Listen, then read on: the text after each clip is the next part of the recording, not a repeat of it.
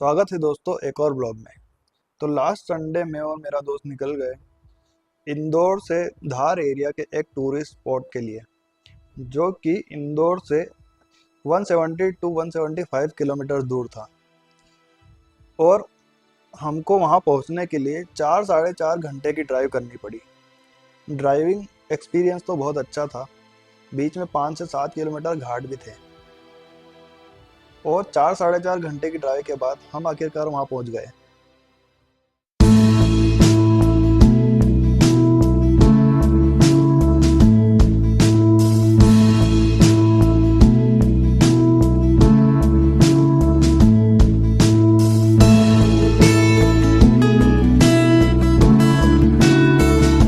इस एरिया को बाग विलेज बोला जाता है और स्पॉट का नाम है बाग केव्स।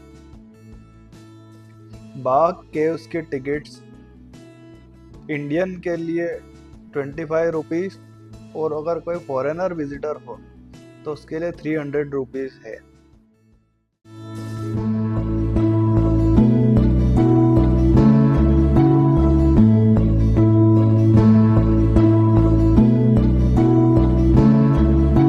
आगे जाते ही हमें एक साइन बोर्ड दिखा जिसमें एक तरफ म्यूजियम का निशान था, एक तरफ बाग केव्स तरफ जाने का।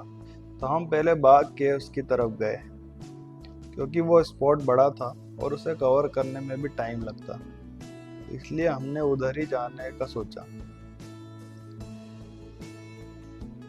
अब बाग केव्स के लिए रास्ते में एक पुल आता है जो बागिनी रिवर के ऊपर से जाता है और आस पास देखो तो रिवर का एक बहुत ही अच्छा नज़ारा मिलता है। ग्रीनरी और रिवर साथ में मिलके एक बहुत ही अच्छा व्यू पॉइंट बनाते हैं।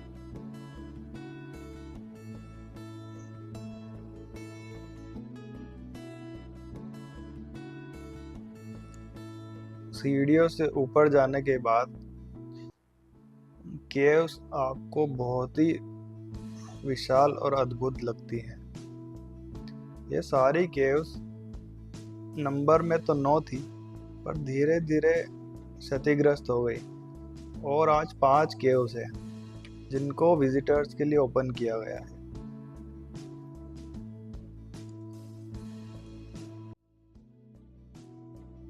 एक केव के बाहर मुझे उसका नंबर भी दिखा, एक स्टोन पे उसका नंबर लिखा हुआ था।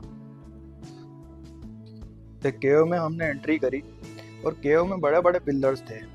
पिलर्स को आप जैसे ही क्रॉस करेंगे तो आगे जाके एक पूजा स्थल जैसा स्ट्रक्चर दिखता है, और उस टाइम मैं समझ नहीं पाया कि वो क्या था, लेकिन बाद में गूगल करने पर पता चला कि वो बौद्ध स्तूप है। बौद्ध स्तूप को बुद्ध के अवशेषों या उनके शिष्य के अवशेषों पर बनाया जाता था। और अगर आप केव से लेफ्ट और राइट में देखेंगे तो आपको पता लगेगा कि केव के अंदर छोटे छोटे कॉटेजेस भी बने हुए हैं।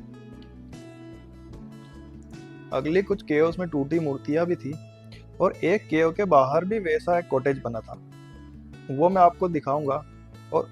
और आप देखिए, इसमें आप थोड़ा समझ पाएंगे कि कैसा क्या रूम था वहां पर।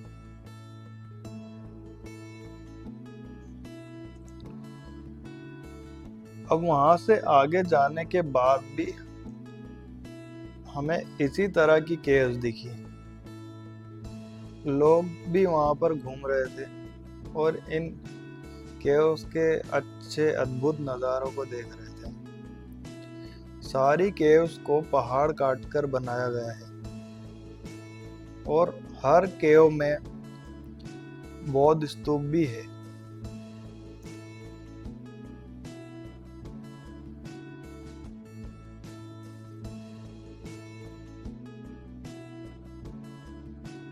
और थोड़ी देर पहले जैसा हमने बात की थी कि यहाँ पर 9 केव्स थी, लेकिन 5 केव्स ही सरवाइव कर पाई।